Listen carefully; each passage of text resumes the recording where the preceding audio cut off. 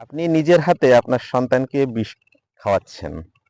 এটা শুনতে খারাপ লাগলেও খুবই বাস্তব। দেখুন, আমরা বাবা-মায়েরা যাদের ছোট সন্তান আছে, আমরা চাই আহ, মাংসের কলিজা, মাংসের মাথার ঘিলু বা মগজ যেটা বলেন, এগুলো আমার সন্তানকে দিতে হবে। কিন্তু একটু ভেবে দেখেছেন কি বর্তমানে এগুলোর ভিতর কি পরিমাণে বিষ প্রয়োগ করা হয়ে থাকে?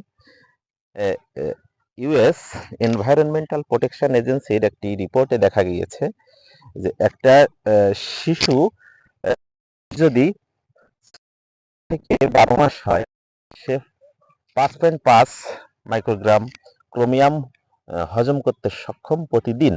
আর 1 বছর থেকে 3 বছর পর্যন্ত একটা শিশু সে পারবে 11 মাইক্রোগ্রাম পর্যন্ত। কিন্তু জেনে অবাক হবেন যে মুরগির একটি কলিজায় রয়েছে 612 মাইক্রোগ্রাম।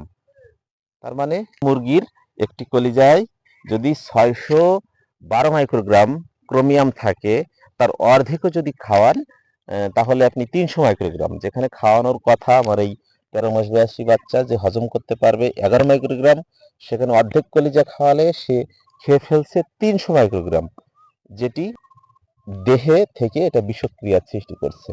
আর মগজের কথা যদি বলি, সেখানে রয়েছে 4520 মাইক্রোগ্রাম।